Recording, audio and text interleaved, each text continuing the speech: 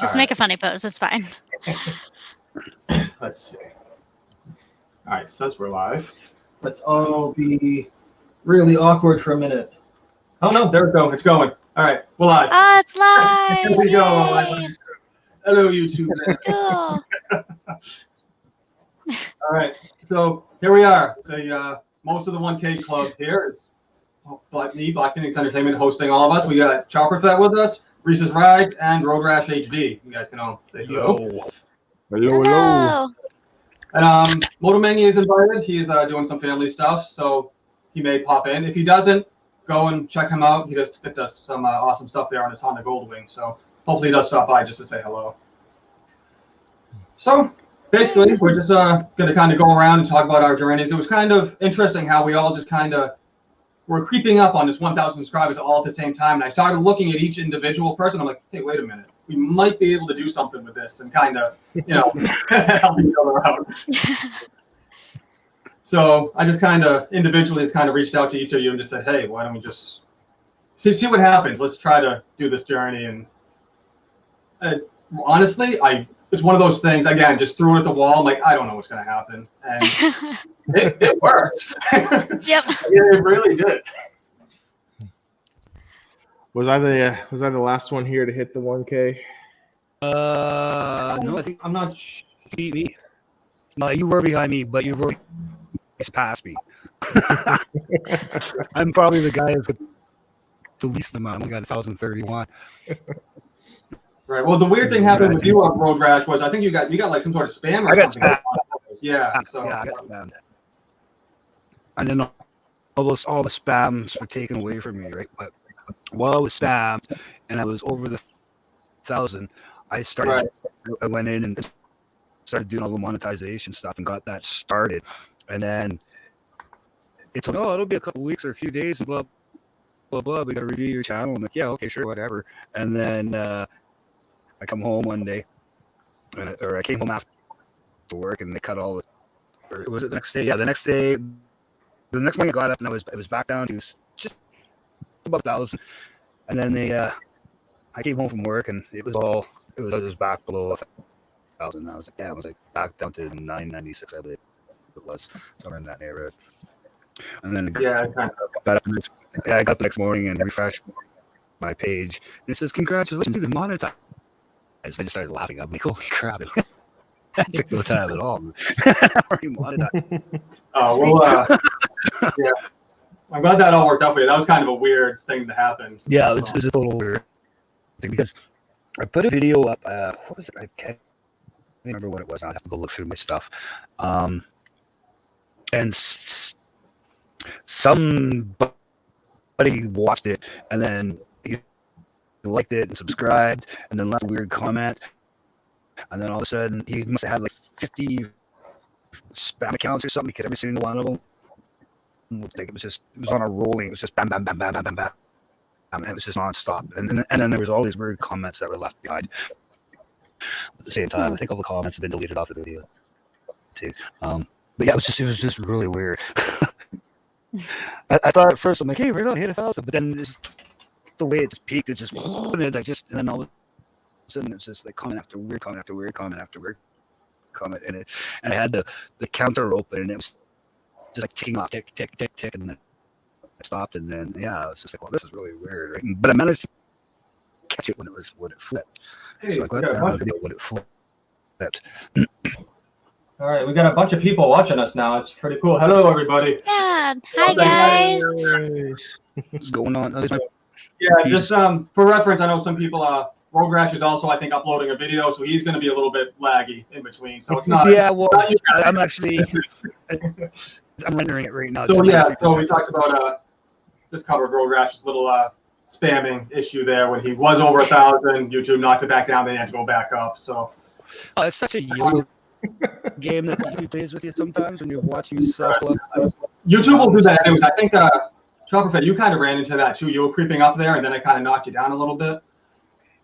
Just on the day of, it was like a up and down thing. But once it broke through, it broke through in a big way. So they didn't take too many back away from me anyway. So And Reese, you were around I think you were around my amount of subscribers when we kind of first started this and reaching out.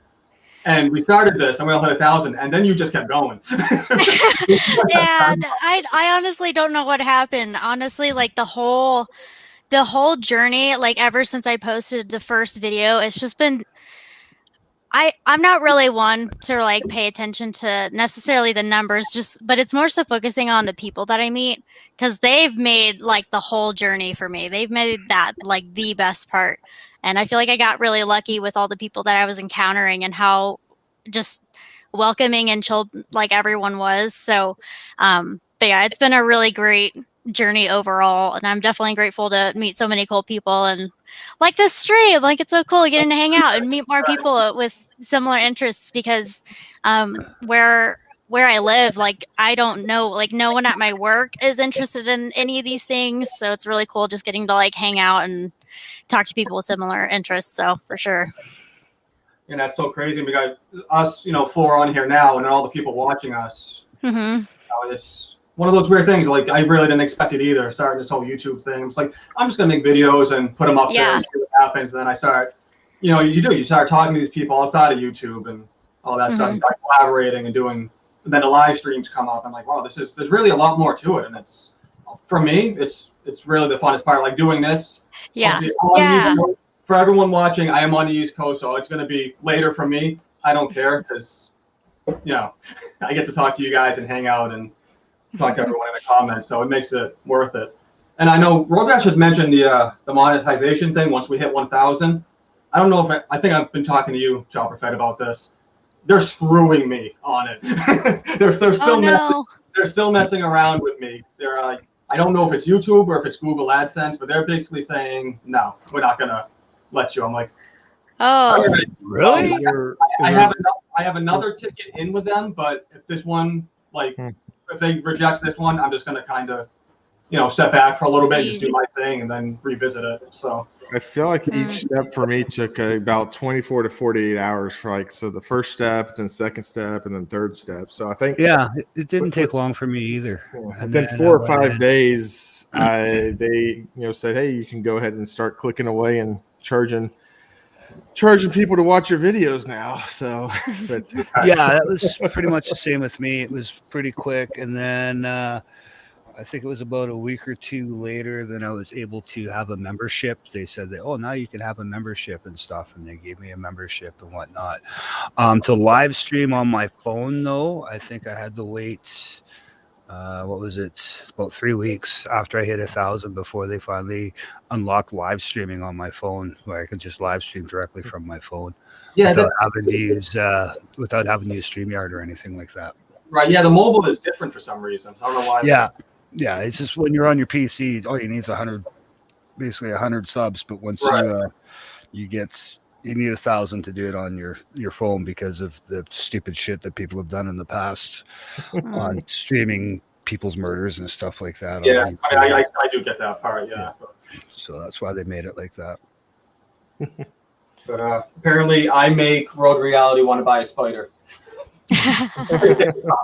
You know what? Because I'm a year-round rider, I should almost have one of those in the wintertime myself. That's another cool thing that I get a lot. I actually got an email today about someone who watched my Power Commander video. Yeah. And they messaged me on Instagram asking me questions about it and stuff like that. And that was kind of an unexpected thing, like the interactions with, so it's not just, fellow motovloggers or YouTubers, but legit people who watch your videos. And yeah, I get that quite a bit myself too. I get a lot of questions about the bike. Is this bike, should I get this bike? They ask me, can I take it out on the highway and this and that. And, so I try to be as helpful as possible with them. But yeah, I get a lot of questions on Instagram from just random people that are subbed to my channel, which is really cool. But it's kind of odd for me because I'm more of an introvert type person, right? Like I'm not really an outgoing person. My personality, I'm somewhat outgoing, but when I want to just be quiet and be in my own time, it's just like, don't talk to me. Yeah. Well, don't make the mistake of like reading it, because then you actually have to reply, because they'll know that you read it. Oh, no, I've done that. I've read it, and then a week later, I'll finally reply to it. I'm really bad sometimes. Life's gotten busy. I'm sorry Right. for the long reply. Yeah. Yeah. It's the same when you know, when even my comments and stuff. Sometimes I'll be on them really quick, and then other times it's just like, geez, man, it's been a week or two. I should maybe get on that comment. I feel like I'm about 3 weeks behind on comments right now. It's just it's great. It's a good problem to have, but it's like the app, and I submitted this for feedback to them. Like, so like if you go to your comments section now, it's like it defaults to comments you haven't commented on or liked or anything, which is great. But when you go into the app, it's just like the most recent comments. So it's like, Yeah. to kind of scroll through. Now, if they would just make it default to that, I would be able to do it a lot from my phone when I'm at work and stuff. So much easier. But with them not doing that, it's like, well, I'll get to people when I get to them. So Yeah, it's, you know, well, life happens. Ooh, Right? that sounded bad. That's, you know, a lot of people got, you know, life is more important than YouTube, right? So And that's a perfect example. I told Moto Mengy today, I'm like, he's got some family stuff going on, I think with his uncle or something. Like, dude, don't even worry about the stream. yeah. Yeah. We'll do it another time. Just, you know, Yeah. get together. And that was like, before we went live here, we're just talking with Reese, and right there, it's like, this week, for some reason, we decided to do the live stream this week, and we've all been super busy. Yeah. You know? And that's something interesting too. You know, along our journeys, we're not just, none of us do this full time. We all have jobs that we do and other family obligation stuff that we do, and not always, that doesn't always come across in our videos that the viewers watch. They're like, hey, maybe, you know, because we got such other big motor bloggers that are over 1 million subscribers, and that's literally what they do. They're getting paid to put out those videos. Then you got us, like, we're just doing this on the side. You know, this is just fun for us. It's a hobby. It's a hobby for me, really. And to be fair, I don't know if any of you guys went in with the intention of even being one of those people. I don't want to have my entire income of life be tied to YouTube and its ever-changing rules and regulations and monetization things. It's like, I think I don't want to name him, but there is one of the really top guys that if you really watch his progression and like things that he's done, he's struggling with it. Like he got really big, spent a ton of money on a bunch of stupid crap, had to sell all the stupid crap, and now he's still kind of going back, you know. I feel like that guy might be local to me. Yeah, so I mean, out here in the Kansas City area, somewhere in the central United States area. But. No, you know what? I don't talk bad about him. Great guy, but I think, you know, when you're young like that and you kind of run into money, does not just YouTube but anything. You know, like young kid winning the lottery would probably do the same thing. So it's just kind of a learning curve there.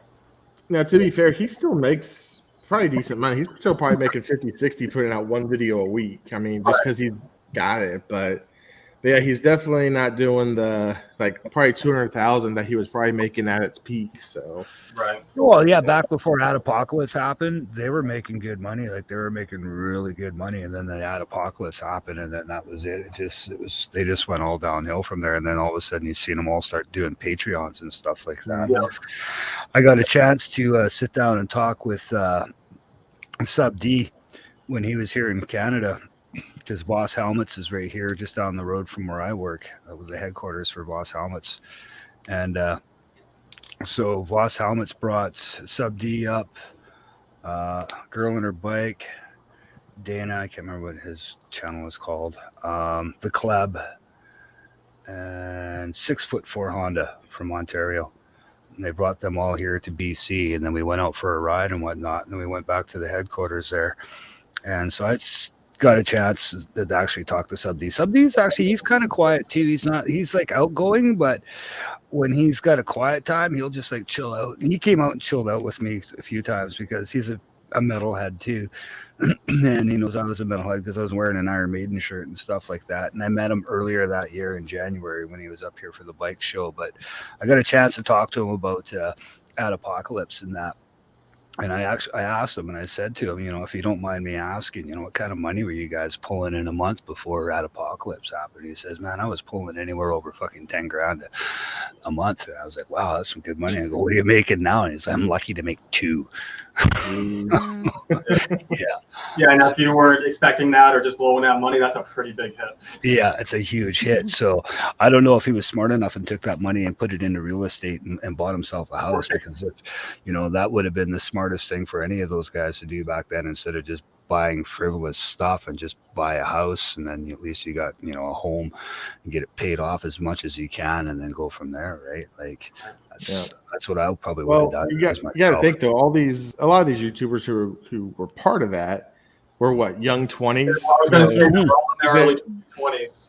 Young 20s, you get all this money. It's like a college basketball player going pro and stuff. It's like you have these millions of dollars, and you hear 20 years later that they're broke because they bought cars and stupid stuff. Basically. So, but yeah, this is a good hobby. I'm coming up right on 2 years now, and it's just a great creative outlet more than anything. Yeah, for sure. Most of my videos are just moto vlogs, but I like to, you know, pull out the Canon and do some things here and there type of thing, which those are my fun ones, but those are also the ones that don't get any views. So that's what I do the most. Like, I love making the music videos and all that stuff for people. No one watches them. Like, there's so much, my favorite ones to make, so much fun to make. I spend a lot of time on them. They'll get like 50 views. Yeah, but that's like some dumb video about like a spider headlight or something. It'll get like thousands of views. It's like the worst quality. Like, I have no script for it whatsoever. I'm just winging it, and people love it. I'm like, okay. It's because that spider highlight's searchable. That's why. So, and that's what I've noticed too. A lot of all of us on this channel here, we're all different. We all ride kind of different things, and you know, I get a lot of spider people questions like that. Reese, you know, you've got a sports bike. You guys are Harley guys, so I think it's almost I don't want to say a given, but you guys just have like the Harley crowd that will follow you just because you ride a Harley.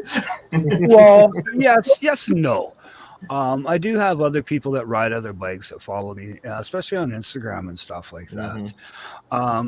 You know, and I don't really discriminate against whatever you're riding, because, you know, it's the same win, same grin, right? That's the way I look at it. You know, the Harley, that was the bike that sold me on wanting to ride the bike that I have. Before I became a moto vlogger, I was a musician, and I was looking on Craigslist, and I was getting bored of looking at used musical instruments because I've seen them all 1,000 times while I was trying to find that one gem. And I decided one day to look at motorcycles on Craigslist, and that was started my love for motorcycles. And then once I did that, I came across a couple bikes that I really liked. So I was like, oh, let's go look on YouTube. And so I went onto YouTube just to find, you know, some reviews on bikes and stuff, and see some videos or stuff, you know, and to hear them. And then all of a sudden I came across the Cycle Cruiser and the Shade Tree Surgeon and Blockhead and stuff, and I was like, oh, this is kind of neat. And these guys are talking and riding on their motorcycles. So I started watching. I spent an entire evening watching Shade Tree Surgeon one day.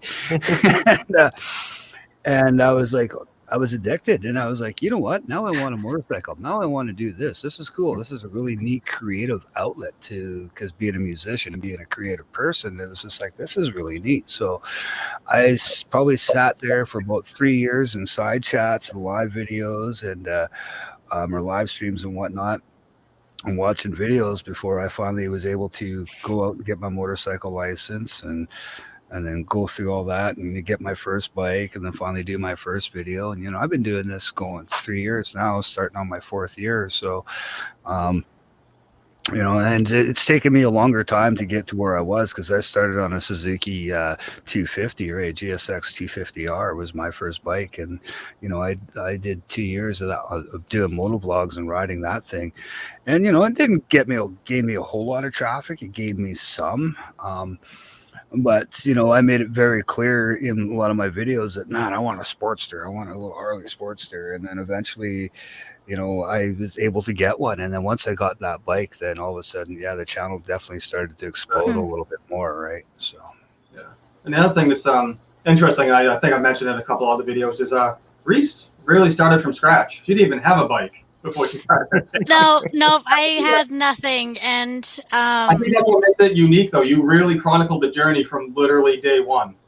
yeah, and honestly, I owe that to Feet on Speed. She was the one that actually gave me the idea, and I was like, oh geez, yeah, you're right. Like, why don't I try that? Like, why not just document the silly, goofy moments of just learning how to ride, you know, because I know that, at least for me anyway, I feel like sometimes it was portrayed that you just kind of are spectacular at riding from the start. And a lot of motovloggers that I was watching at the time were just really good riders. So it was like, well, as a beginner, I feel like I can't be that good, you know? So, and I feel like just kind of showing and sharing my own mistakes, people are able to be like, oh, so it is normal to just feel like uncomfortable on my bike, or like learn how to do those turns. And like, it's still a lot of stuff that I'm still working on, and there's just the bike's out, so now I can't practice and I'm missing all of riding season, but that's a totally different thing. But yeah, it's, I guess my main thing was that I wanted to let other people know that it's normal to be normal. Like, you don't have to be a god to ride a bike. You know, it's a very simple thing, and anyone can ride any bike they want. And it's not just, you know, one type of bike is the only bike you can own. So yeah.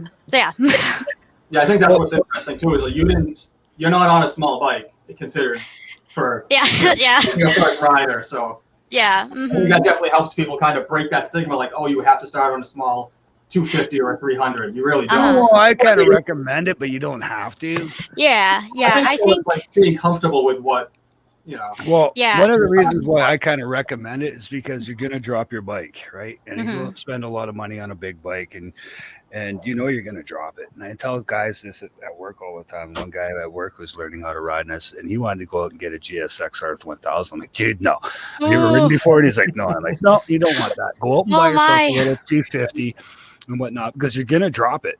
Yeah. He goes, are you sure? I was like, oh yeah, you're gonna drop your bike, because by that time I'd already dropped mine twice, right? My 250. And I was like, you're going to drop it. So get something cheap and beat up and learn how to ride on that before you go out and buy yourself a real nice bike. So you can learn how not to drop your bike. Sure enough, a couple of weeks later, after he gets his bike, he get to work and he goes, hey, Dave, come over here. So what? And he goes, shows me this video. He goes, guess what I did on the weekend? And I watched him pull into his buddy's driveway, gravel driveway. And I guess he grabbed a handful of brake. And what did he do? Drop his bike.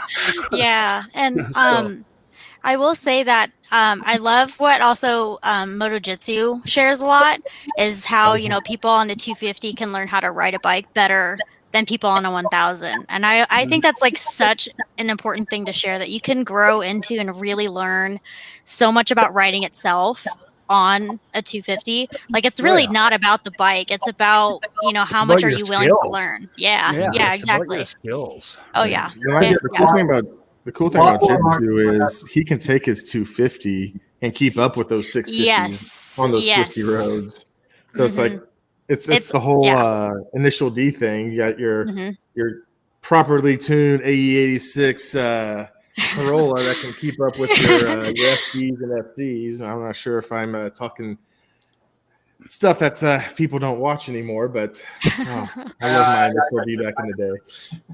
But yeah, I think there's also a much bigger margin of error on a 1000 than there is on a 250. On a 250, you can get away with some things and to kind of bring it back. On a 1000, you kind of don't get those chances sometimes. Yeah. No, that's just it, right? So, I, you know, around here, our drivers are just really bad. But I just tell everybody that wants to learn, just buy yourself a beater bike.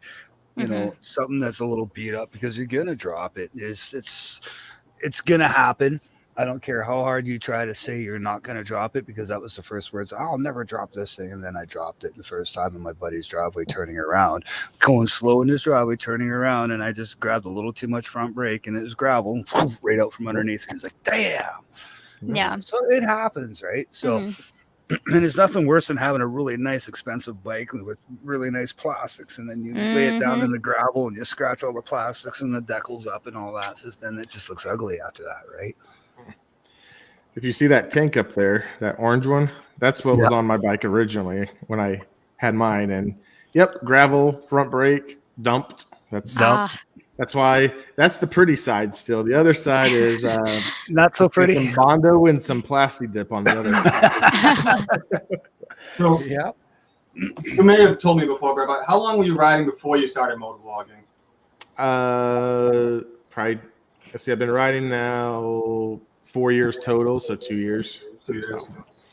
I pretty much started right away. I had the GoPros and everything all ready to go when I got the day I bought my bike. The only thing I didn't have at the time that when I rode my bike home is the audio brick for my GoPro, right? So that I bought later on. But yeah, it was I pretty much the day the day I bought that bike, July 4th, 2018. That was pretty much the first day for riding on the streets for me, because prior to that, I just didn't do anything, right? I rode a bicycle for many years. Mm-hmm. So I basically, so from the time I picked the bike up, and I was doing videos right away, right? And then I got Have the you audio. guys tried to ride just a regular bicycle now? I can't do it now. Oh yeah, I did. Dude, they're so light. They like stress me out, and they turn so sharp, Yeah. and I'm like, it doesn't stop, and like the handlebars can just completely flip around, and you're just Yeah. it's scary. They're dangerous. It's like Deadly.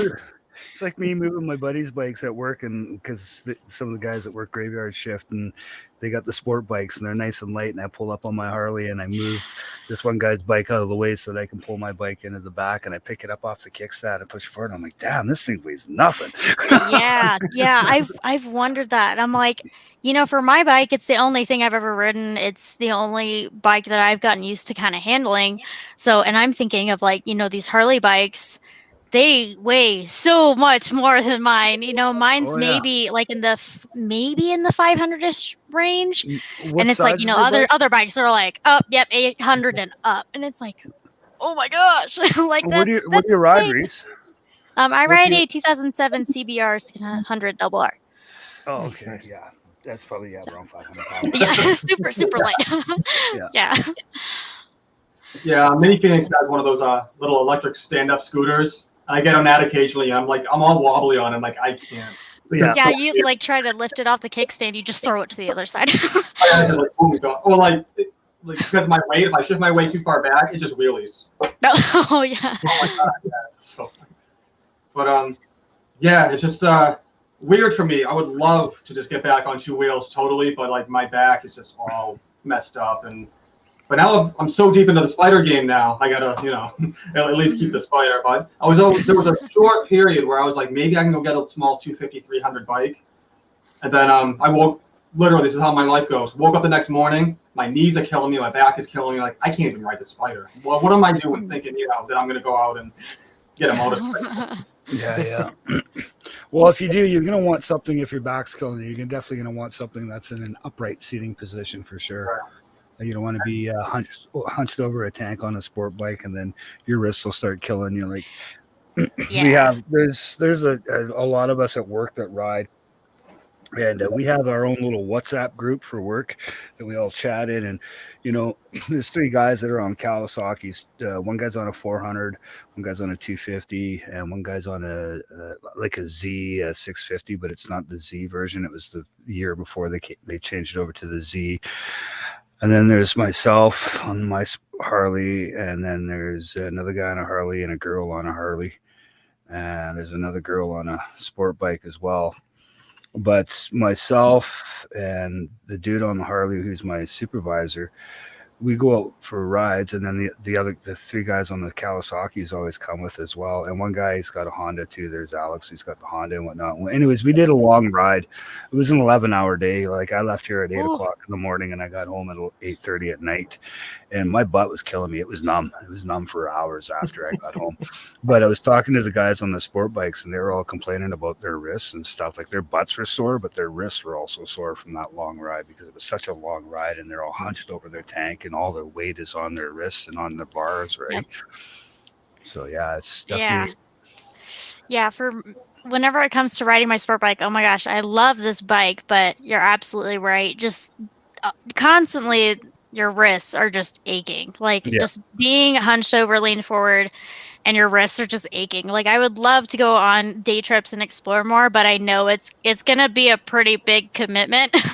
And I definitely want to check out like naked sport bikes. Yeah, you Because probably they're definitely more upright. they're So upright. That's what Ryan, the one kid I ride with at work, and him and I ride together all the time, and we always go on like a lot of long rides. I took him to Vancouver Island and whatnot, and that's what his is, the Kawasaki naked sport bike. yeah. And it's more of an upright seating position, and Yeah. he just complains about his butt, but he doesn't complain about his wrists or anything like that, because Yeah. the seating position is more upright. So That's what's interesting about my Spider. I've got the RS, which is a little bit more. It's not as aggressive as a sports bike, but it is more forward. I took that thing all the way down to Bam 21. Oh, That was a 2,000-mile round trip there. oh my gosh. I wow. was behind, so I think I'm gonna ride it out as much as I can, and then switch over to maybe like a cruiser or whatever Can-Am has at the time when I'm ready. But I'm not ready to let go yet. I just get yourself a small cruiser, like a 500 or something, just to kind of play around on, or something like a used Japanese cruiser or something like that, just to rip around town and just get used to being in that upright position and see how your back and knees feel after a while, right? Or go rent one. Yeah, you can do that That's too. true. Yeah, has anyone actually rented a bike off of like any apps or websites No. or anything? No, I haven't.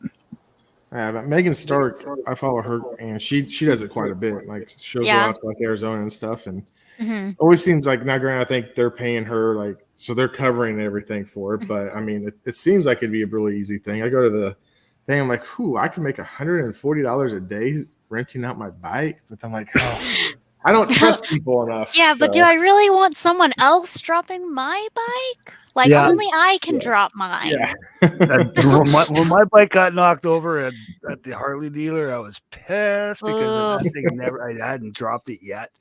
And all of a sudden, there's all this damage on my bike that I didn't do. And I was like, you got to be fucking kidding. I was so mad.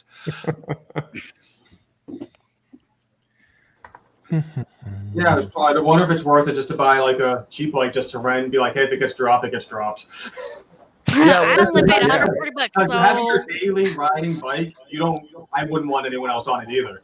You know, yeah. Yeah, that's kind of a weird thing. That's kind of the weird thing about even just like someone sitting on a bike. Like I've gone up to places like restaurants and stuff, and people are like, hey, can I sit on it? I'm like, not really. Like even though it's Spider and you can't drop it, it's just that thing. Like, I don't really like my bike. Look, but don't touch. And the only exception is kids. Kids, I don't care. Like, but when a grown like adult comes up to me, I'm like, that's not cool. Yeah. Let's put it this way: if they're asking if they can sit on your bike, they don't ride bikes. Yeah. It's the unwritten rule. So Yeah, that is true. Yeah, I was just looking at Road Reality, dude. I'd be livid. Road Reality. I was livid. I got the video of it, man. Like I go from way the fuck up here because it's a bike night and all these bikes are leaving and stuff, and I just wanted tacos because I was hungry. I showed up too late. Get my tacos, and I start walking to my bike, and the lights are flashing. I'm like, what the hell? And as I'm getting closer, I can see the damage, and I'm like, and I went from way the hell up here to way the hell down here, and in a real pissed off mood. Yeah, I was none too happy that day. All right, so we're getting influx of people from Thrill Mouse Moto. He just ended his live stream, so he's sending everybody over here. I've actually been talking to him quite a bit. He's got a Riker channel. He does a lot. Like he's modified the hell out of everything. He's got a lot of cool stuff and a lot of Rikers are cool. Yeah, he's in Texas, so he's got a lot of other people who modify. Like the Riker aftermarket community is huge. Mm-hmm. They've got like the back seat out, and they're putting like 5 big box subwoofers in them. Oh, that's awesome. 12s in them. They got speakers in the front. They're doing all this cool stuff. But he's a cool guy. I've just been Cool. talking to him about stuff, and it's funny. He helped me get onto a Can-Am private stream when they were releasing all the 2022 stuff, and he kept putting jabs in there like, "Hey, you guys haven't checked out Blackphoenix? Go with him. He's got a Spider. He does stuff." Today, Can-Am on road posted on one of my Instagram posts about this live stream. So, Awesome. okay, that might be a pinky in the door. Maybe. Yeah, there you go. Yeah. So, Phoenix, do you ever watch the smoke vlogs at all? I do have him as a Okay, yeah, because he's a master tech when it comes to the spiders, and a master tech to the BMWs. So I was just saying, if you have never seen the smoke vlogs before and checked him out, then I'd send you that way. But if you do watch him, then you know all his tips and tricks that he always shows and talks about in his videos and stuff. Yeah. Yeah, there are some people that I'm subscribed to, and I keep an eye on, especially like Smoke, because he does a lot of the spider stuff. Yeah. So I kind of keep an eye on what's going on, and he'll almost know stuff before other people do, just because. Oh, he does. Yeah, he's pretty on the ball, but he's also gets sent off to school all the time just to learn all the new stuff that's coming out from the different manufacturers, right? That he's the master techs on, like the BMWs and the spiders. I seen a Riker once, just shortly after they came out. And I think the only thing that really kind of turned me off from the Riker was the centrifugal gearing. It sounded like a snowmobile going by. There's no actual gear shifting. No, there isn't at all. It's a CVT. No shit, nothing. Yeah. The only thing they have is a reverse gear. That's it. Yeah, it's because it's a centrifugal gearing. It's basically as it speeds up, the clutches all move and the belts all move and just make it work, right? And it works the same way as a snowmobile does, right? They've taken snowmobile technology and they put it into their Riker. Yeah, I still that's one of my goals for the end of the year is to actually get myself on a Riker and ride one and do a video on it. I just haven't had the opportunity to do it. I was lucky to do the 2021 demo ride earlier this year. That was fun. I kind of weaseled my way into that one. Yeah, I'd like to take one for a rip just to see what it's like myself. That's what I know.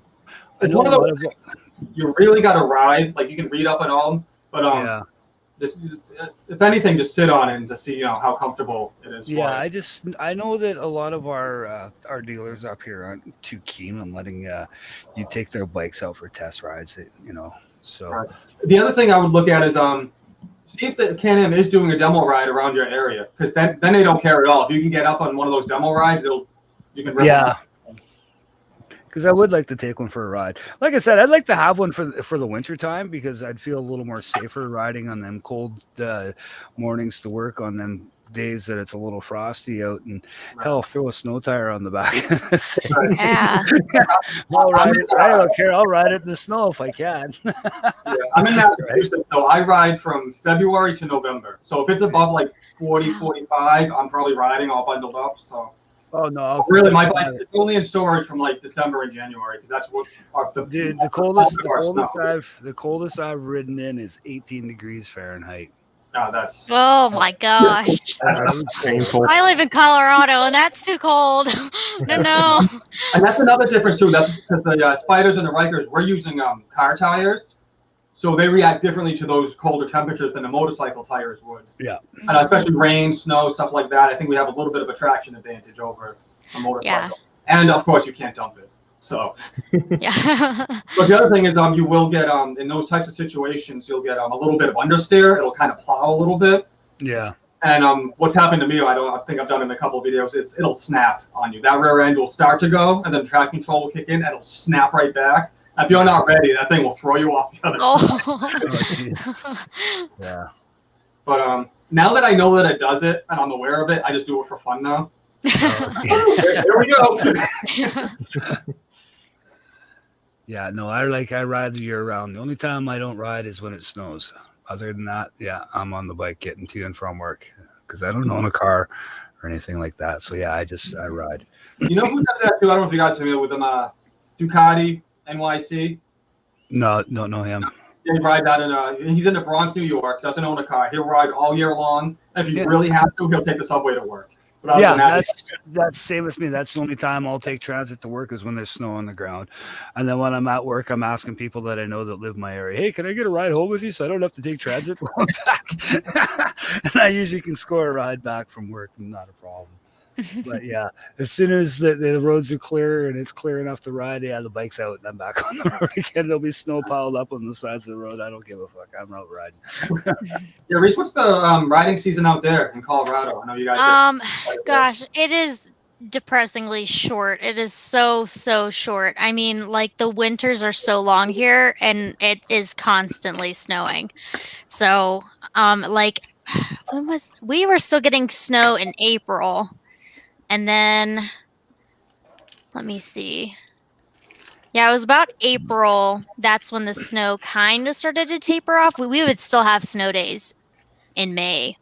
And then in about September, like temperatures are already dropping. So September, like the snow's basically on the way. So riding season is so short here. And I think that's the only downside, I think, to being out here is just how short the riding season is, at least in our area, because of the mountains. Basically, some areas it can get a lot of snow, and then other places they get like nothing. So, but we're in the areas that, of course, we get all the snow. So, What part of Colorado are you in? I'm closer to Denver. Oh, okay. I've been there. Yeah. And Mhm. I've been to Colorado Springs, and I've been to Pueblo. I was Mhm. there when I was, how old was I? I was still in high school. I think I was like 16, 17 years old when I was there. Mhm. My uncle was part of the Canadian military, and he was stationed in Colorado Springs to work for NORAD. Mhm. All right. So he was working out of Cheyenne Mountain and stuff like that. Oh, cool. Yeah. I loved that area right around Cheyenne Mountain. I loved that area for sure. Yeah, that's pretty cool down there. Mhm. Yeah. So, Chopperfett, I know you're out there in kind of like the plains, one nice flat area. Do you guys get much snow out that way? Or? It just depends on the year. I mean, there'll be some years we'll get probably like 6 or 7 different unique snowstorms, and then there's other years we'll get maybe 1 or 2 dustings. So it really just kind of depends. But Mhm. usually when they throw down the salt, when they freak out over the first one, Yep. I won't ride until we get some sort of rain or something, just because if you look at all the bikes up at the used dealership, they all have rusted clamps and everything because, God, it just salt just destroys everything here. Oh, But dude, just Yeah. having to ride Terrible. when my 250 stopped working on me in December. It was in December, and I was like, no, like my headlight went wonky on me, and it wasn't the bulb; it was something internal that I couldn't fix or repair at home. And had to go it's got to go into the dealer, and so I was like, well, I guess I gotta put the Harley on the road. Oh. And got up because I was working graveyard shift, so it was nighttime. So it's like nighttime going to work, nighttime coming home from work, and so I rode down to the insurance place and put a permit on the Harley and pulled it out of the backyard. And it was pissing rain that night, and the whole thing's all muddy. So I'm trying to get my bike out of the backyard. And it's just spinning its tire, and I was like, I thought it was going to be late for work that day, but I managed to get it out. But the next day, I looked at my bike, and I'm like, oh my God, you're just covered in mud. But yeah, it's the winter damage that I see on my bikes. It's like, damn, that got rusty, that got destroyed. It's just like, I really don't want to ride it this winter, so I have to take the 250 into the dealer and get them to fix the headlight problem, and then I'll have the 250 for this winter. Yeah, I think I'm going to try to do at least one snow video this year on the Spider. Like before they put the salt down, like as it's coming down, I want to try to just take it out and see what it does. But there's a lot more metal and surface area on the Spider, so I really don't want to risk any salt or anything getting there because I'm not going to find it all. With all the plastics and everything, I'd really have to rip the whole thing down. And oh yeah, it's like after winter, when our winter was over and I finally got the chance to detail my bike and wash it, like I basically was climbing underneath it the best I could with rags and soapy water and hot water, just detailing every nook and cranny on my bike that I could. Wherever I could get my hand and a rag into to wipe it down and wash it off, I was doing it. Yeah, I think Colorado's I don't know why they do it this way, but they actually don't put down any salt at all. No, it's mainly sand. Yep, sand. Sand and gravel. Sand. Yeah, which I honestly I kind of like that. I mean, it doesn't always help whenever there's a ton of snow, but I will say that it's nice for like the cars and everything because you're not just rusting out. So yeah, well, what we do here is when it starts dropping below 0 Celsius or 32 Fahrenheit, they'll put what we call brine on the road. So they'll mix salt with water, and they'll brine the roads. And I'll tell you, that is slick as hell to ride on. You hit that, and you can feel your bike wiggling around underneath you, and it's a very unnerving feeling. Yikes. But but then it dries, and so your roads are a white color, a salty white color, and you can see the lines of brine. But as it gets colder at night and the dew starts to drop, the roads go wet, and it's just the weirdest thing. And then they just get really slick and unnerving feeling. Hey, so we got Grimlos Moto is now watching us. Thanks a lot, buddy, for sending all those people over here.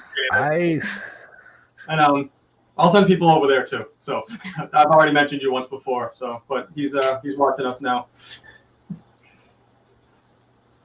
So cool. We actually got another influx of people. Salty and Sprinkles are here. I see Right About Now. Independence is watching. Whole bunch of cool people. Really appreciate it late on a Thursday night, guys. I know probably all of us have to work tomorrow, but I definitely appreciate everyone showing up and hanging out with us and just having some fun. But yeah, this whole this journey's been interesting, and I think we mentioned it right at the beginning. Chopperfett, you mentioned it. Once we got to the 1,000, like it was just there was no turning back. It just kept going up and up, and I think more than anyone, Reese saw that. Yeah, I'm still struggling. My channel's still struggling, but you know what? I honestly don't care. Right. It's really interesting though how like the YouTube beast works sometimes. Yeah, it is right. Like, okay, I gained 1 sub so far, so I'm at 1,032 now. So, but like I said, to me, it's been a long journey for me. It's like I said, it's going on like 4 years now. And it's taken me longer than most to get to 1,000, but yeah, it's fun. I enjoy it. I love being on YouTube. When I come home, that's first thing I do is watch YouTube. When I get up in the morning, first thing I do is watch YouTube.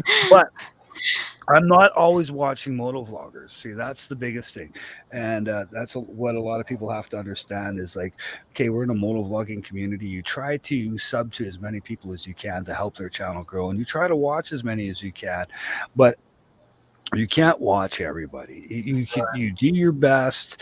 You try to watch. You try to comment, and that's all you can do. But I'm also got so many interests outside of moto vlogging that if something comes up in my feed that piques my interest, like history or whatnot, I'll start watching that, and then all of a sudden my feed just gets filled with this, and then they're like, oh, you might like this, and I'm like, oh, that piques my interest, and I'll watch that, and then it gets filled with that, and then all of a sudden I'm watching hours and hours of this other stuff that's not moto vlogs, right? Because it piques my interest as well, right? And then I'm like, oh man, I gotta go back. Oh, look, somebody posted a video I haven't seen in a while, and then I look through my subscription, I'm like, oh man, I haven't watched one of his videos in a long time.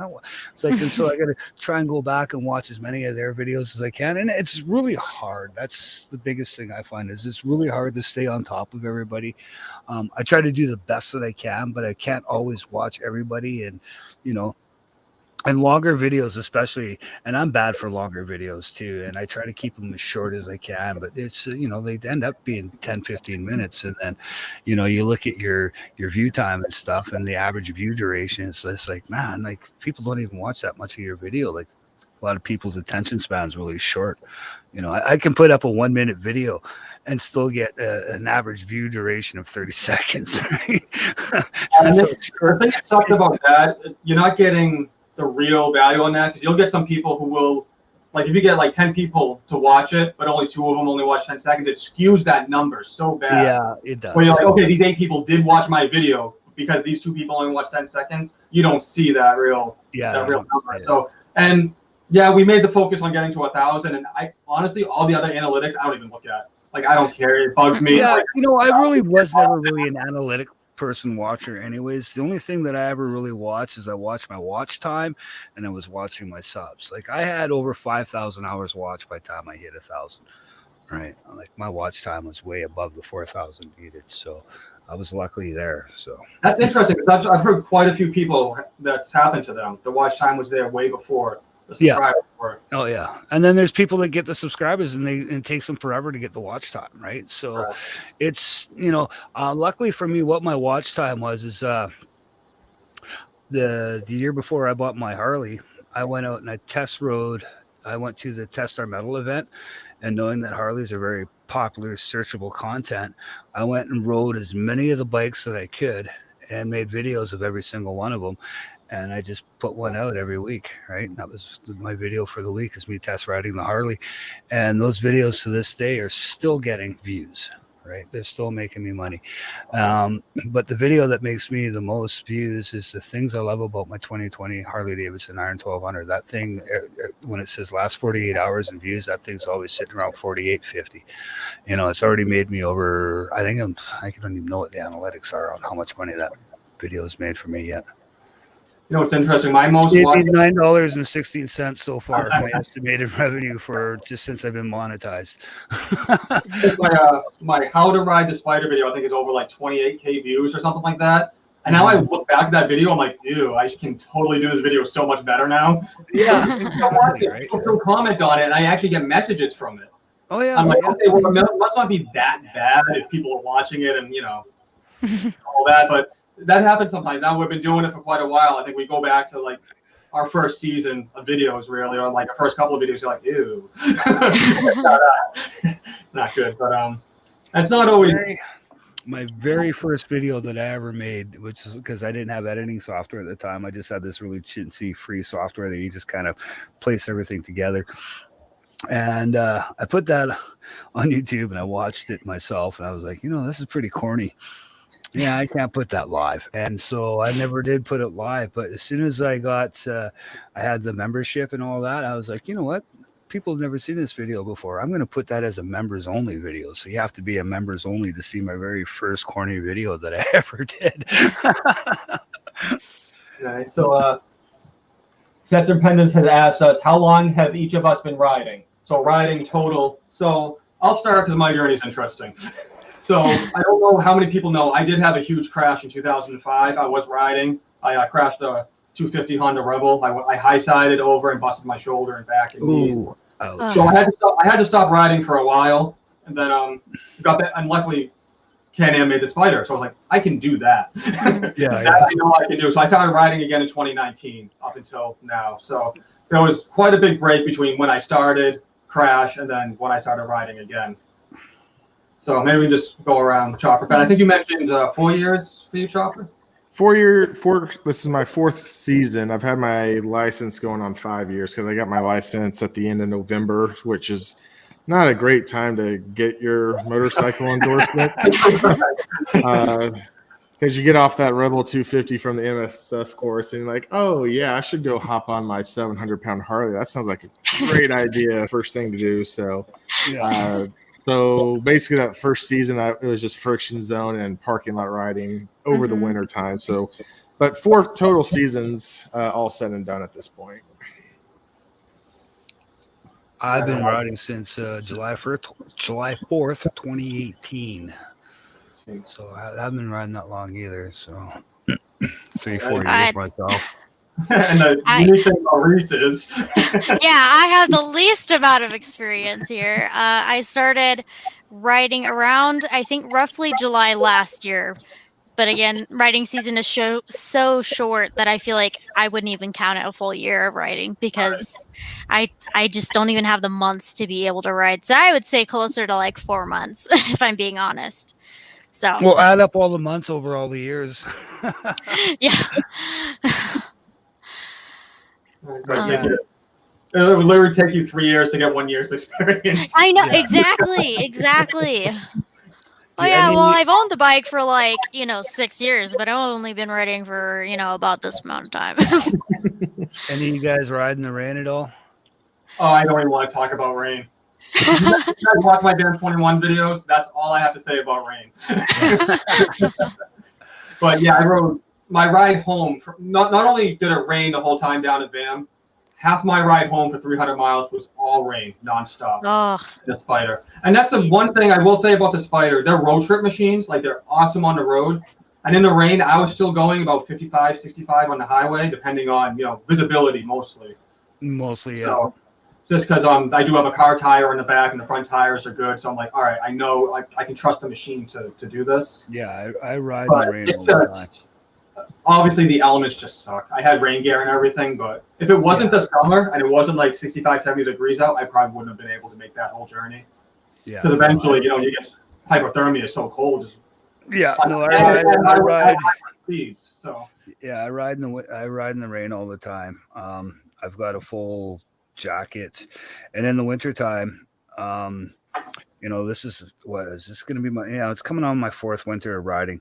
But last year I went out and bought ski pants for snow. Up here we call them snowboarding pants because that's what everybody does up here in BC. But I bought snowboarding pants this last winter, and I bought battery powered heated gloves to go with all the other gear that I had. And wow, what a difference that made. Just the legs and the hands alone. And just now the winter times, like I look forward to this winter. It's like, yeah, it's going to be cold, whatever. The gear will keep me warm. I got warm enough gear now that, yeah, the only thing that gets really cold on me now is probably my toes and my feet. And that's about it. And even that doesn't get that cold. Mm-hmm. But the heated gloves, definitely, that made a big difference this year. Yeah, I would say I haven't, because there was a handful of times. Okay, in this area, it's weird. It snows a lot, but we don't get a ton of rain. This year has actually been the most rain we've gotten. But the last year, whenever I started riding, it was actually at my first group ride that I rode in the rain for the first time, and I also rode on gravel for the first time. So that was an interesting experience. And whenever I was riding home in the dark in the rain, yeah, that was fun, but it went fine. Just kind of took it slow, but it wasn't that bad. It wasn't as bad as I thought it was going to be, but yeah, that's one thing I do hate doing is riding in the rain in the dark. Yeah. That's that your headlight does not reflect off the ground whatsoever. The water just absorbs the light for some odd reason. It's just the weirdest thing. Like at night, a dry road, you can see your headlight in front of you, but in the rain, you just cannot see your head. Like you can see what's illuminated, but you can't see the road as clearly. And with your visor just covered in water, it's a real pain in the butt. But I've done it long enough now that I'm used to it, but I'll tell you, my first winter riding in the rain and stuff, it's pretty sketchy. And learning how to ride in the rain and at night. But now I'm way more confident doing it now because I've done it for so long now, right? Because living here in BC, we don't get snow where I live. We get rain in the wintertime. And when it does snow, it doesn't stick around long. It lasts for maybe 3-4 days, and then the rain washes it away. So, yeah. I mean, as far as I go, like I mostly pick fair weather just because when I go ride, I'm only going out usually for 30 minutes to an hour anyway. But when it does rain, and especially in our summer times here up in Kansas City, I love it when it rains when I'm riding. I'm weird like that. I will welcome it because it feels instantly 30 degrees cooler. It feels great. And then you get home and you're just drenched and you can wring out your shirt. You say, yeah, I didn't sweat at all. Great ride. Yeah, a good time. But it always happens, though. Like we went over to the Evel Knievel Museum a couple of years ago. 5% chance of rain. Like, we'll be fine. It'll be a great day. We hit the 5% chance on the way out. And then on the way back, the storm had circled back around, and we took a back way home, and we hit it again. So that was one of those, that was our first rain experience ever, which turned out it's like rain's not a big deal. So it sucks to get wet and have sloppy shoes outside of the museum, but other than that, it was a good day. So. Yeah. As long as you got good tires and just take it slow, it should be. Yeah. All right. Mm-hmm. Trust me, I ride with a group, and these guys, you can see the cords coming out of their tires, and these are the guys going triple digits on the highway. I'm like, dude, you guys are just crazy. You better hope Too much. it doesn't, we don't get that 10% chance of rain. But that was a problem I had. The stock Can-Am tires, Kenda tires, they're specifically made for, they're not like a motorcycle, they're not like a car tire. They're kind of made just for the Spider. The rear tire was so, I guess, warped. Like the whole middle was just like dead, but the sides were fine. I could not get traction at all in the rain. I finally had to swap it out for like a legit Kumo car tire. It's so much better. I highly suggest that. If anyone's got a 3-wheel Spider or Riker, switch to a legitimate car tire because you highly suggest it, but I'll tell you that Sean Smoke will fucking highly not suggest it. I know he will because he's a dealer. The dealer will not install car tires. You have to go somewhere else. Yeah. No, they will only install their tire. And they'll swear by it, but they wear like crap, and as soon as they heat up, they lose traction. So. But then again, I ride the crap out of mine, so I don't know. If you're only going like the speed limit, then maybe they're fine. Speed limit, what's that? Is that a suggested speed or something? Who's speed limit? I don't know her. Yeah. You ever go past those flashy signs that tell you how fast you're going? Yep. Wait, Like- the red and blue ones, or Oh, that's a whole different thing. No, the high score signs tells you how fast you're going. Yeah, exactly. Yeah. The problem is the ones that I pass, all I can say for the high score to me is slow down, slow down, slow down. Road Reality asked me about the too high of a pressure in a rear tire. No, I actually run really low pressures in those tires. The Can-Am can handle like 26 pounds in that rear tire, 22 in the fronts. It still doesn't matter. I have really low pressure, and the whole middle of the tire just wore out, and that's just it's like if you go on the forums and you ask everybody, that's the way those tires wear out, which is so you look at it, you're like, hey, the sides are good, and then you turn around, you look straight on, it's like, oh, this tire is junk. Speed limit is going on full throttle junkie. Yeah, we got a lot of people watching. I definitely appreciate everybody swinging by. So, and again, another shout out to Thrillmost Moto. If no one else knows about Thrillmost Moto, go and check out his channel. He does a lot of cool stuff. He's got some awesome looking stickers. I mean, he's got like patches. He's got like his own brand of Mountain Dew or something going on over there. He's got a lot of fun stuff. He's going all out. Yeah, he's definitely all out. He was way past 1,000 before any of us, so he's we'll put him on another live stream. So some people are just that lucky; they're gifted and they get that 1,000 clicks. You know what it is? It's the Rikers. If you notice all the Riker channels, there was a period of like 2020 and 2021 where they just blew up. No matter what you did, no matter how many videos you came out, the views to skyrocket. And I think it was people searching for it. Searching for it because it was a new bike that came out, right? And they were so new, and all these new channels came out, and everyone just flocks to them. And it was just like they skyrocketed. 2,000, 3,000, 4,000 subscribers. They're getting like 10,000 views on videos, and it's great. You know, you hit it at the perfect time. If that's if you had a Riker and you started the channel, perfect timing.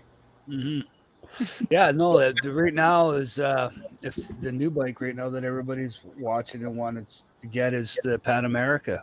If you can afford to buy a Pan America, get one of those and start doing videos, and I bet your channel will blow up real quick too. Yeah. Well, Chopper's been doing a lot of you've been doing a lot of test rides, and you've been getting a lot of views and stuff on those. The test rides, they did all right. 300 to 400 on each of those. I mean, where I'm raking in views and subs right now is Sportster S is the hot topic. So if you can come up with a topic that's related to that, that's get on one and take one for a rip. Yeah. And what's great is, maybe, let's say I get 100 new subscribers between all of them, and probably 20 of them maybe actually stick around. So, I mean, it's whatever. Again, I'm not doing it for necessarily a sub count. My sub count goal is done and over. I'm doing it for the views at this point in time. Yeah, it's about the views, man. I actually honestly would rather have people will spend the time to watch your videos and give you more. Like I've always said about organic growing with my channel. That's probably why my channel took so long to get to 1,000, because I was more about getting the organic growth opposed to trying to buy my subs or whatnot. Right. Seen a few of those channels. Yeah. And that's kind of what I was doing. And then I got to like 800. I'm like, you know what? I can set this goal. I think I can hit this. And then I'm like, who else can I take with me? And now that I'm here, like I said, I'm done looking at numbers. If it goes up, great. But now I want to concentrate on the actual content. I want to kind of do different things. I want to kind of branch out a little bit and see what I can do. Well, way back when I had 300 or even less than 300 subs and I was still growing, and the words that were always, I don't care if I monetize or not, I'll get there eventually. And it's just but as soon as that moment came where I could, I was clicking on the buttons, monetize me, monetize me. It's been 4 freaking years of doing this, monetize me. And I actually do have a quick question for those of us who are in the stream, but also those who are also in chat.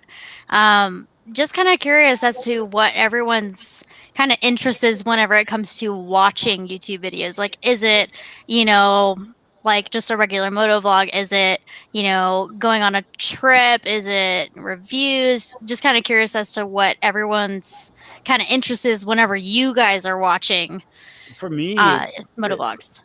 Yeah, for me, it's motovlogs. So just a straight up motovlog. Hmm.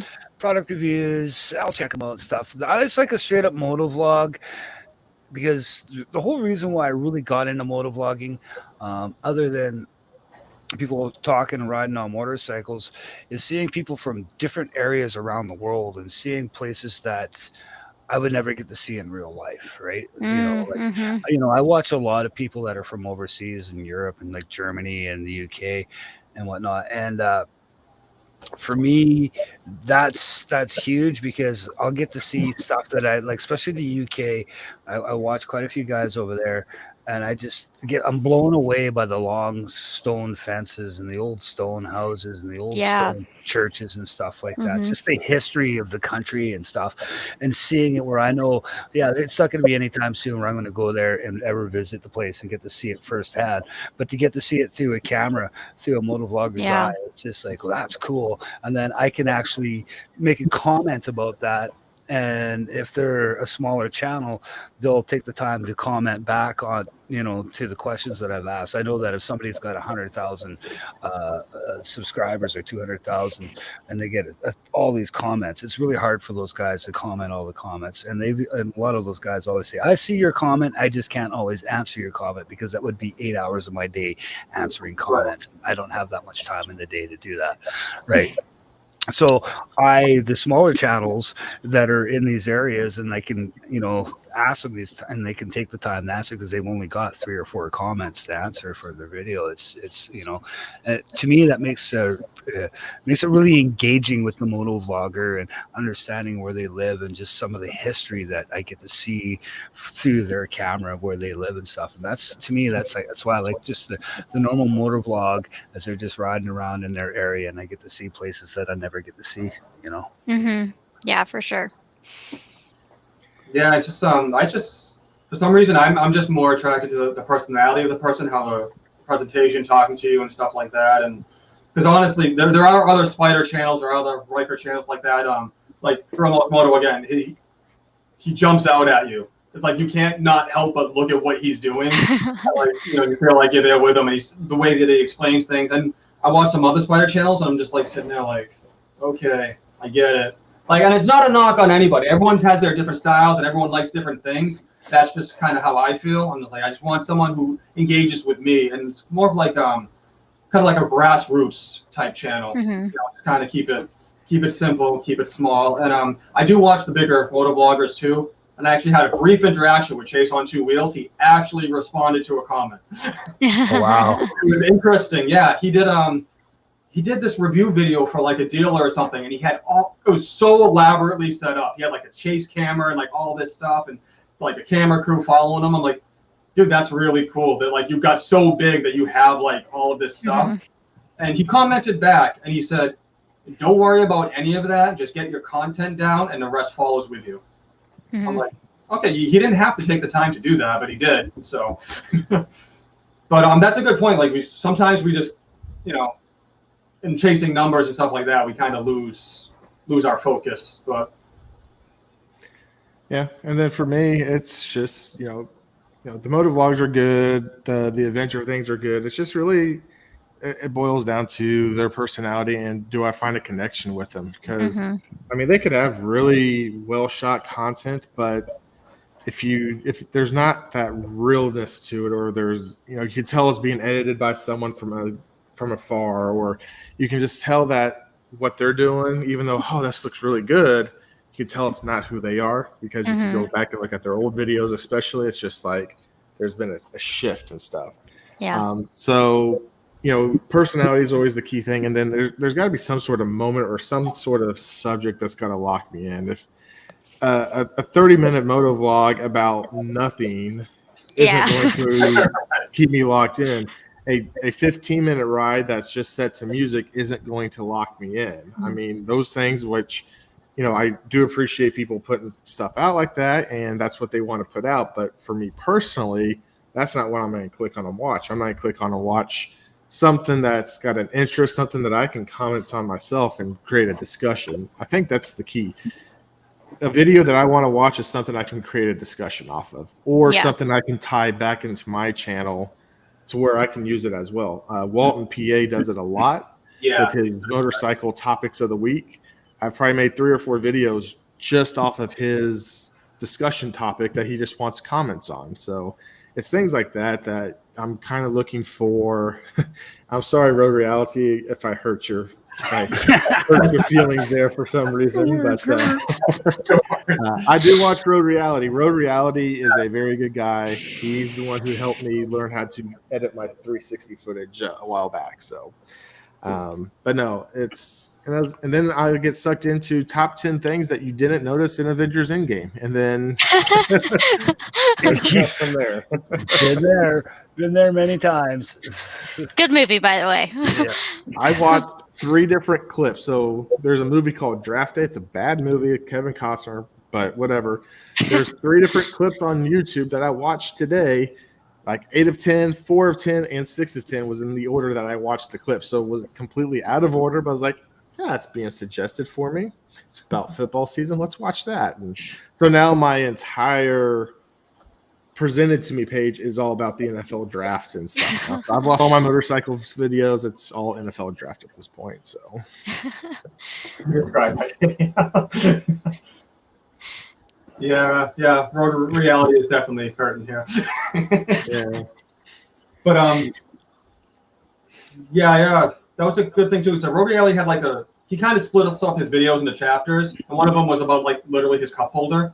And I was able to comment on that because my cup holder or my Spider, I can use it, but I can't ride while I'm using it because it'll just launch whatever's in there is out. Just pew. So then, he commented back, said, hey, you should use this one. It does little things will get people engaged and, working on that. So I think that's good with kind of like my random rides. Like there's random stuff that might not connect with one person, but 2 minutes later I might be talking about something that will. So I think sometimes, especially with Road Reality's videos, watching the whole thing, okay, watch 2 minutes of this. Oh wow, this next 3 minutes is really cool. So the tough thing with the random rides like that though, I mean, set up the chapters helps it with it, but it's so hard to actually advertise that subject is going to be part of it, which I think the random rides have been really a good thing. But if you're trying to dial in something, I've had that problem. I've edited it. I'm about to put it up. I'm like, I have no idea what to call this. Yeah. So and the titles are so important now because really YouTube's really looking at that for the search. The tags really don't mean all that much as they did before. Yeah. So that's why my titles are as long as they can be. I'm like, I gotta fit as much in here and try to get some important things in there. Yep. But you know what? For me, I love the random rides. I've said it before. It's so much more off the cuff. I'm like, I don't have to focus on one thing. I just be me, just say random stuff. Mm-hmm. I do have another one coming up with a surprise guest. I am doing a dual vlog, just to throw that out there. So that should be coming up soon. Not the wife. Not the wife. It is not Mama Phoenix. So well, let's see. Pick one good topic and home in on it. I liked your recent ones. I'm trying to catch up on comments too. Oh, full throttle junkie makes a good point. Every video I make is a memory I want to hold on to, and I rewatch my own content all the time. I am also guilty of rewatching my stuff and stuff that I haven't even put up yet. And in doing so, stuff I haven't put up yet, I've caught things before I've even uploaded them. I'm like, holy crap! I'm so glad I watched this. Because then you go back and fix little errors and spelling errors and stuff like that. So I know myself, Blackphoenix Roach, I know we have probably about a 200 video catalog. I know Reese has fewer, but she's been doing this. Yeah. A lot less. I don't even know how many, but I know it is not close to 100. I don't even think. It's pretty lacking, but I've also I've taken off for the past 3 months. Life's been throwing me some curveballs, but next video is on the way, so I'm excited about that. But I think what a fun video topic would be to film yourself watching your very first moto vlog. Oh, I think that would be a pretty funny reaction video. That would be pretty great. It would be cringy. Mine's 17 minutes long. I'd be going like this, being bored to death, I'm sure. But you know what? That is a good thing. I'm gonna have to, because it's funny because my very first one isn't the one that's on this channel. I'd have to dig back to my original channel and watch that one. That's not a bad idea, because the people who are my subscribers now have not seen that original Moto vlog. Mm-hmm. And that's a whole nother subject. Some people know, some people don't, why I had 2 channels. But if people really, any subscribers and viewers really want to press me, I'll make another video on it. So otherwise, I'm just going to let it live and die. Hey, Brett, you notice a new addition on my bike? Let me take a look.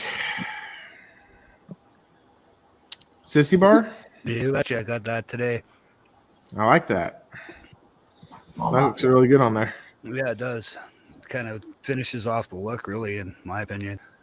Is it a quick detach or bolted in? No, quick detach. Oh, that's even better, man. Mm-hmm. And we can rock whatever style you want to for the day. Well, the other thing, too, is it's also not going to rub all the paint off my fenders and my rails and stuff like that, right? It's a good looking bike, man. Yeah, that's the next video, is installing that thing. That's what I was rendering. Yeah, I'm working on another install video. I finally got my suspension installed. After like 10 months of waiting for it. The whole video will explain everything. Ride it home from the shop, rides like crap. So the whole second half of the video is going to be what the hell actually happened. So I'm like, oh good, I'm filming it. It's going to be done. I can edit it. No, I'm riding it home. Not excited at all. Yeah. So you guys will see that. And I've been doing a lot of research on the spiders too. I got another video, and I don't know.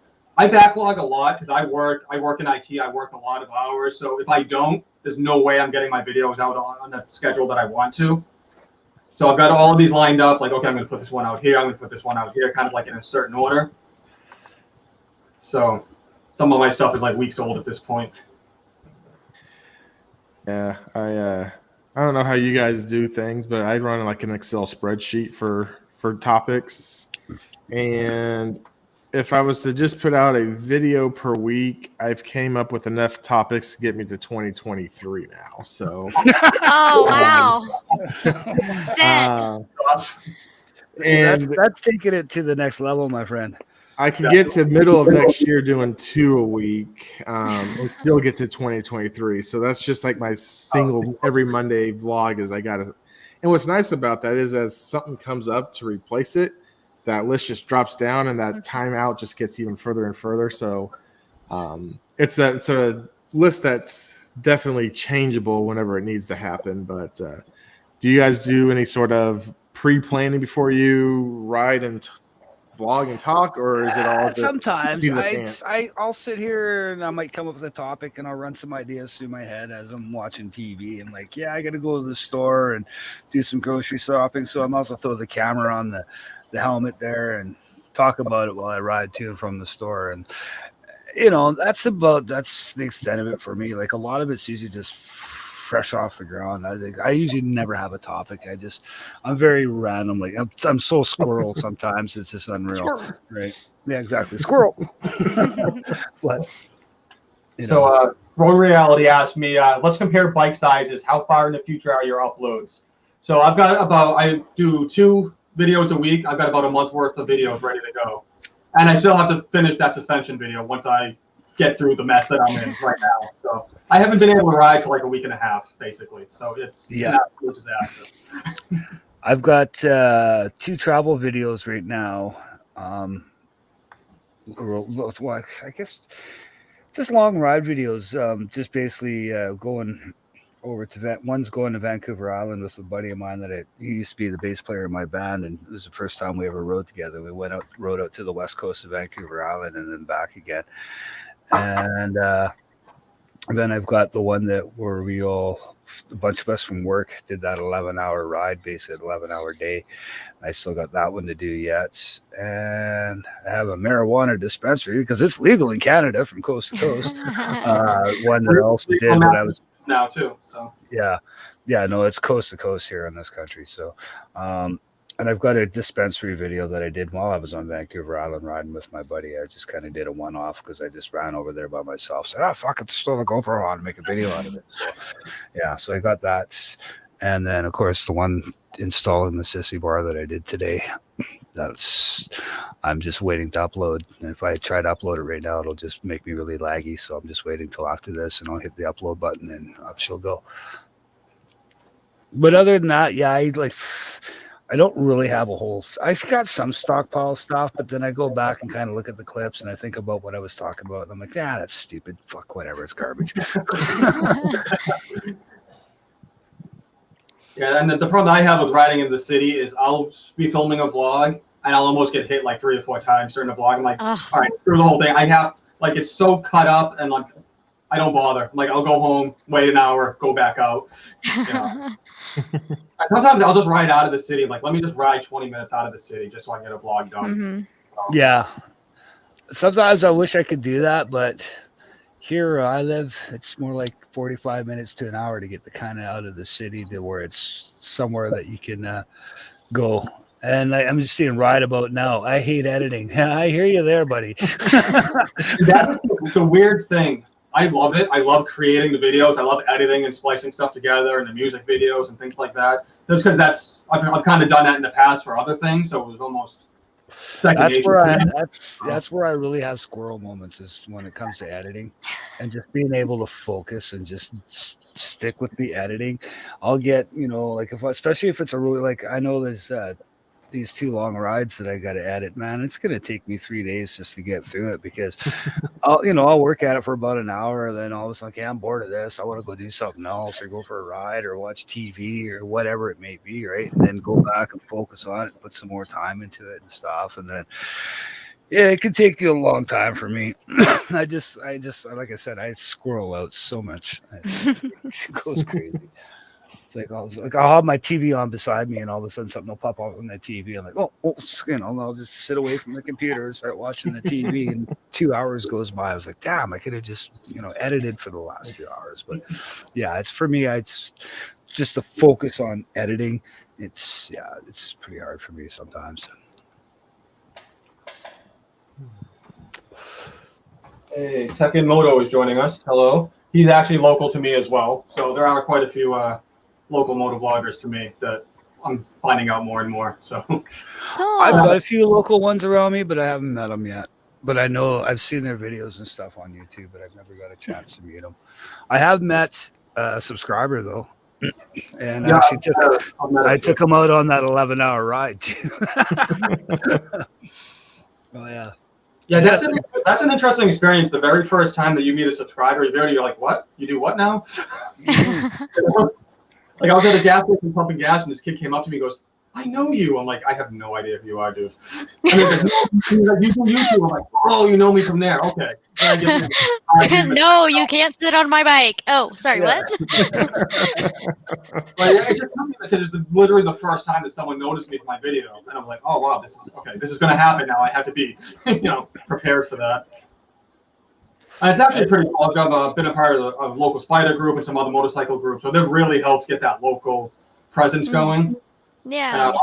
That's helped out quite a bit with my channel. Because not only sometimes we think about, we got to expand out on the internet.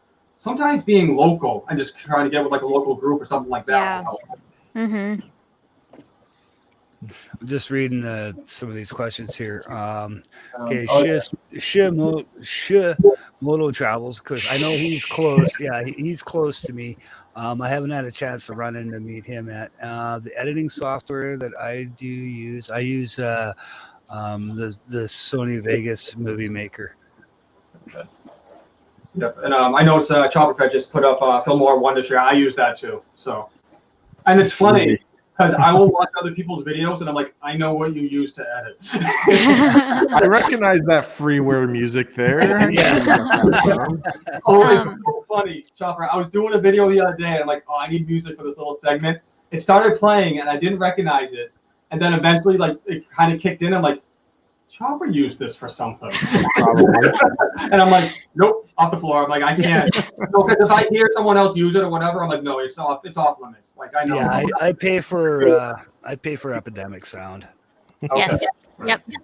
Yeah, I use Adobe Premiere Pro to edit my videos, and then I get all of my music and sound effects from Epidemic Sound. They have really, really great stuff, for sure.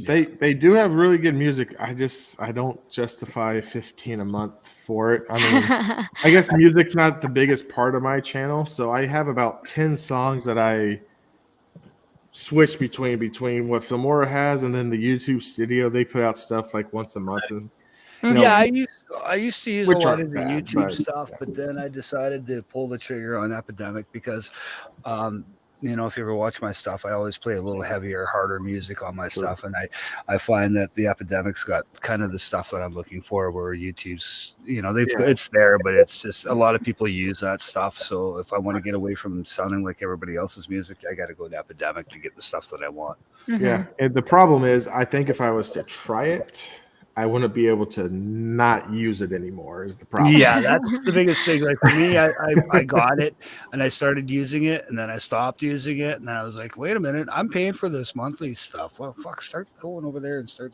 grabbing music. You can download it, man, and put it to your computer and use it. So here's a hypothetical question with it.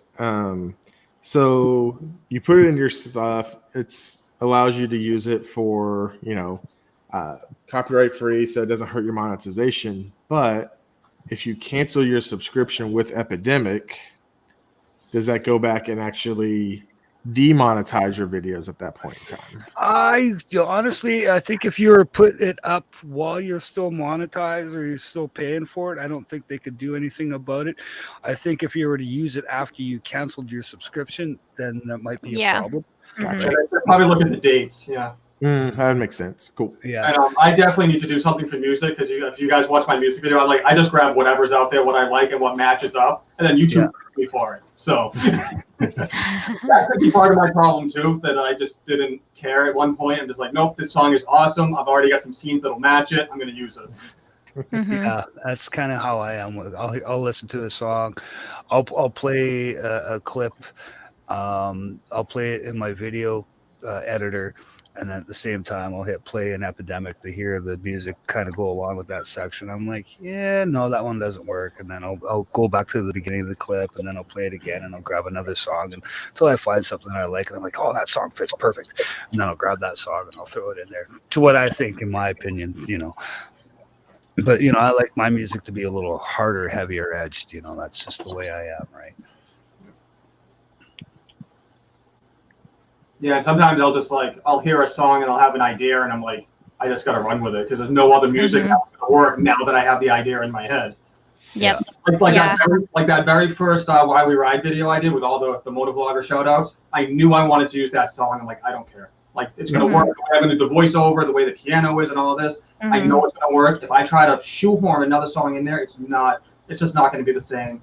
So I do the same thing. Thank you for YouTube. I don't care. Yeah, on my one that I did a bunch of motovlog channels, that was probably 6-8 months ago. I knew I wanted to use that song, but what I actually did was I used the original track. But then I had there's another lady, Elaine Daly or something like that, who did a cover of it. And so I did get her permission to use her cover song, and I kind of dubbed the two on top of her. So I made a new track. YouTube still found it as the original. So.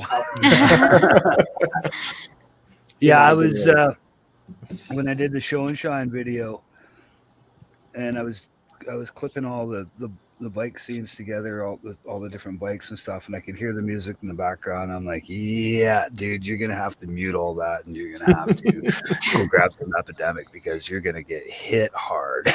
And it's the funny thing is when the bikes are doing the stunts and the tricks past me, the music was blurring behind me, but luckily the bikes were loud enough that the microphone was picking up the bikes, and you can slightly hear the music, but it was enough that YouTube didn't hear it. You know. That's interesting. Actually, this is a funny story. My outro music was written specifically for me. I worked with a guy years ago, like my high school job, who was in a band. Yeah. Still kept in contact with him, whatever. So when I started the channel, like, you know what? He's in a band. Does he still write music? We're still in a band, still same original band, all of that. I'm like, would you mind writing me like a 2 or 3 minute song? He's like, oh, dude, no problem. Didn't even charge me. Had it out in like the next week. He's like, here you go. I'm like, dude, you didn't have to, like, holy crap. Yeah, you know, like, wow. you have to do that and rush it and all of that, and I would have paid you for it, but he didn't want anything for it. So Now, sometimes when I do little clips and music and intros and stuff, I'll use his music and kind of chop it up if I don't want to use anything else, and it works because you know it's original and YouTube doesn't pick it up. So, and that's another thing too. If you do know local bands or something like that, or someone that would do something like that for you, or even local DJs or stuff like that, to do like a 10-second loop beat or something like that, it's worth it to help out somebody local too. So let's see. Oh yeah, Road Reality is East Coast too. So yeah, it's almost midnight here. Oh gosh. Oh, we're taking up his editing time for today. So I honestly would already be sleeping because I have to wake up at like 5:30 in the morning. But I want to do this for you guys. And again, with the time situation and kind of all all our schedules, I didn't care. I'm like, hey, if we can pick one day and all of us get together, let's just do it. Yeah. So, Yeah. Thanks so much for hosting. It's been awesome getting to talk with you guys. So for sure, thank you. My colleague is going to hate me at work tomorrow. nice. That's all right though. Yeah, nice to meet you, Reese. I don't think we've ever talked, but good seeing you again, Road Rash. Yeah. Yes. Yeah. What's good old Dana buddy there? And what the hell is his name? Why can't I? Because he changed his goddamn name over in Singapore, doing. Fletch. Fletch. There we go. Fuck. Why can't I haven't talked to Fletch in a little bit. He's doing all right though. Just real busy. So that's why our live streams have haven't been happening. Yeah. Okay. I think he switched jobs, didn't he? I think that was part of it.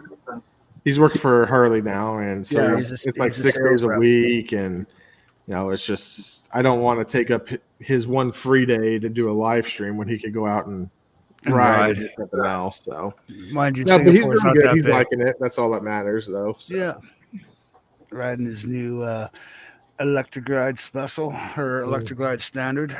Yep. All right, so we'll wrap it up. It's getting late. It's getting hot. Me and Chopperfett only have fans in our offices, so it's like 90-something degrees. I had to kill my fan because I couldn't hear anybody. So I've been sitting in a 90-degree garage for the last hour and a half. So why don't you kick open the door, let some of that cool air in from outside? Because I noticed I had some mouse droppings in here the other day, and I don't want them inside the house. So you need to get a cat.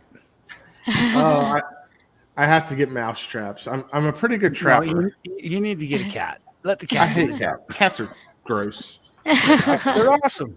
You know why I like cats? Because cats have that no fuck attitude. You know why I like dogs? Because they're my best friend. Yeah. No, I love my cat. Cool. Well, thanks again, man, for having us on. Appreciate it. Yeah, thanks so much. This worked out for everybody, and congrats to all of us. And we can just focus on not looking at a number anymore and just content. Oh, don't lie. You're still going to look at the numbers. So. You know what? Nick is the one that looks at the numbers. He's my little secretary there. He's like, oh, you gained one. So, cool. Yeah, so here we go. And again, thank you to everyone commenting who swung by, all of that. And thank you to Road Reality for all his hilarious commentary in the background there. So yeah, thanks Thermos Moto, definitely appreciate it. And I'm a bad friend. I was unaware that he was also doing a live stream, but it worked out. He ended his, and we were able to kind of mesh ours into one. So yeah, I need to actually look at his channel there, Thermos Moto. Yeah, he does some interesting Riker stuff. He's definitely worth a look. So, and again, if anyone watching this and commenting whatever, go subscribe to all these cool people. I'm looking at the. Not too sure who has channels and who doesn't have channels, and so all right. I don't like the fact now that you can't just click on their name and then go to their channel. YouTube picked up on that back when Scouts was doing his. Hey, look at these channels. Go subscribe. Everyone subscribe to you. Yeah, the YouTube picked up on people doing that. Yeah, I know. So, all right, let's go wash up, clean up, cool off, and get some sleep, guys. Thank you. All right, peace out, everyone. All right. Bye. Keep on drinking. Slayer.